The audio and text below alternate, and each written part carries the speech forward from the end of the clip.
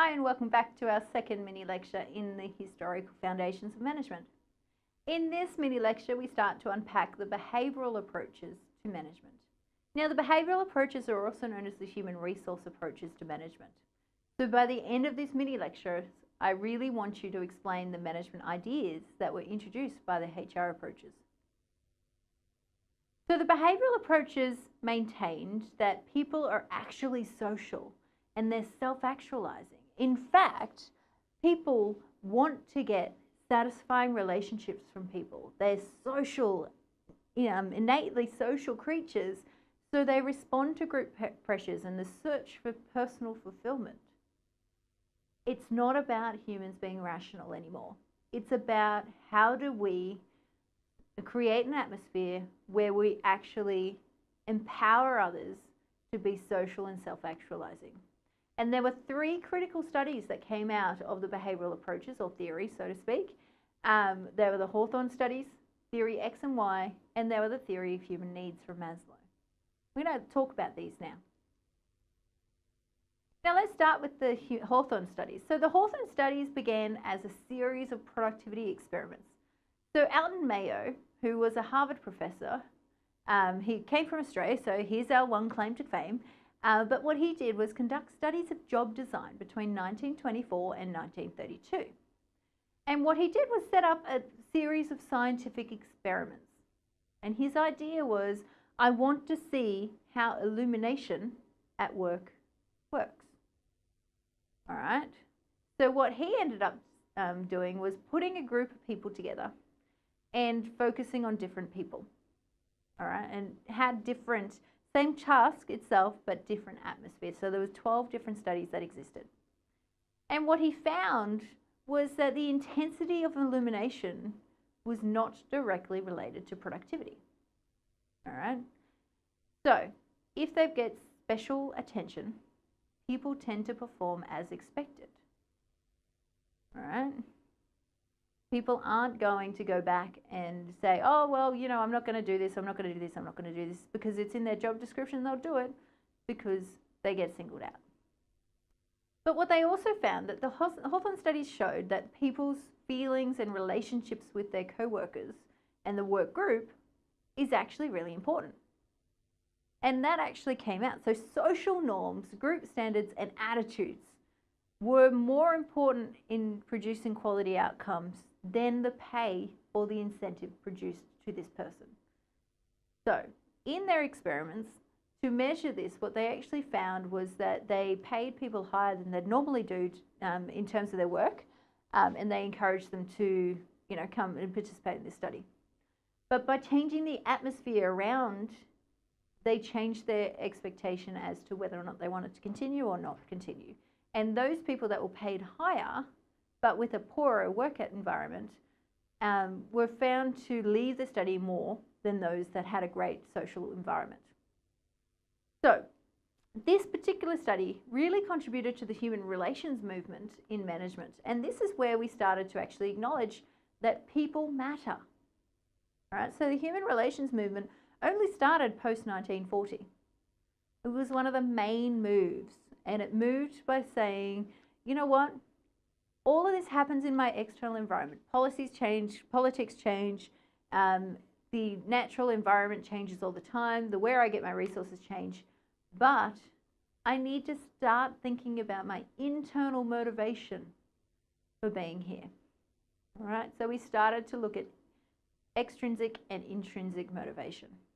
And this is where Maslow, McGregor, and Vroom actually began in their studies. So Maslow started to unpack what he believed motivated people to work every day, or life every day, right? So he believed that employees were driven by this thing called a hierarchy of needs. And each need needed to be satisfied before the next level can be activated. So managers needed to understand where every employee was actually up to in their hierarchy, and therefore concentrate on that in order to get them to the next level. Now, in the motivation lecture, we talk about this theory in more depth, but what I want you to think about, and the purpose of Maslow, is that he was a founding theorist in management, and you'll hear him again and again and again over the course of your studies, because this theory around humans at work and how we need to empower humans at work to do better is something that's not going away. And that's why Maslow keeps coming back. So Maslow actually came out and said, you know what? A musician must make music. An artist must paint. A poet must write if he's ultimately going to be happy. What a man can be, he must be.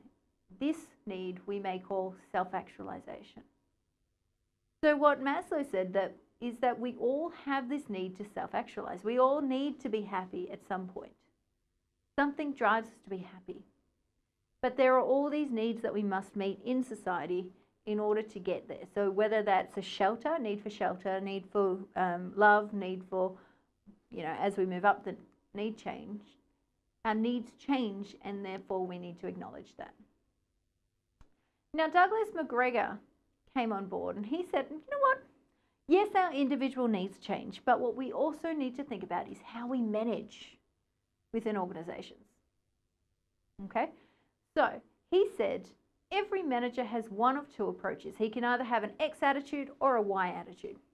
Now, an X attitude is one where the manager naturally sees workers as irresponsible, lazy, and needing constant control. So these are our micromanagers. These are the ones that say employees only work if I give them incentives, and if I don't give them incentives and I don't instill fear in them, they're not going to turn up to work again.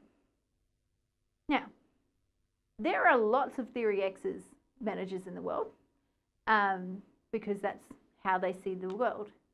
But what McGregor also said was that there's a Theory Y. And a Theory Y manager actually comes out and says, you know what? No, I don't agree that I have to micromanage everyone. I don't believe people are lazy. In fact, I actually believe that people naturally seek to make an effort. They seek responsibility, and therefore my reward should be intrinsic as well as extrinsic, acknowledging that we need to pay them, but what they're going to get most out of is their intrinsic need. All right, and this comes down a lot to culture as well. But the way in which we are brought up determines how we manage. And what Douglas McGregor was saying was that everyone manages differently. Some are a Theory X, some are a Theory Y. And now there is a multitude of theorists that come out when it comes to management and what it means, and we'll talk about them throughout the semester. What Douglas McGregor brought was this new understanding to unpacking what it means to be a manager. And that's what we take forward from this theory. So he says managers should give more attention to the social self-actualizing needs at work. If you're a manager, Theory Y, Self-fulfilling prophecies occur when people act in ways that confirm another's expectation. And this is really important, because if I expect you to be irresponsible, lazy, and needing constant control, then that's all you're going to see. Right? And if you're going to expect that of me, then that's all I'm going to give you. Whereas Douglas McGregor says, actually, you know what, we need to change that. We need to change the way in which we approach life and our view in a way where we can, by actually expecting others, more of others, rather than confirming our expectation. So Mary Parker Follett actually then came out and said, you know what, I'm going to draw on the administration principles, and I'm going to create this new thing called social reality. Because yes, organizations are communities. They're communities where individuals combine their talents for a greater good. Right? We all get them together. We all get them come together for that common goal of transforming that input into an output. But we need to make employees we need to make every employee an owner. And if we make them own what they're doing, then they create this feeling of collective responsibility. And that's where we start to unpack some of the issues that come out of culture. Right? So if I own something, then I'm going to be more responsible for it and therefore give a better effort. Okay? So depending on how I have that internal culture, that's going to change how I perceive others. So business problems that involve a wide variety of factors must be considered in relation to each other, according to Mary Parker Follett. And therefore, our job is to create environments in which this happens. All right? So, she said, if leadership does not mean coercion in any form, if it does not mean controlling, protecting, or exploiting, what does it mean? It means, I think, freeing. So what Mary's actually trying to say is that we're social creatures. Within an organization, we need to empower others to do their job. We need to create an environment in which we're actually starting to enable others to be better and to do better. So that's what her contribution was. And within all of these behavioural approaches, what it really said to the management discipline was that we're not humans that are rational, really.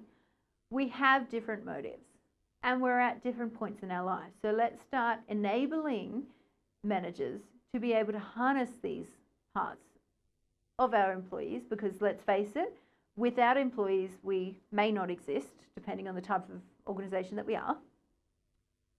And we're going to have better outputs, so we're going to have more effective and more efficient outputs if we start to harness our employees and acknowledge that we do have individual differences. So in our next next mini lecture, we're going to start to unpack another type of approach to management, which was called the quantitative and contingency approaches. I look forward to seeing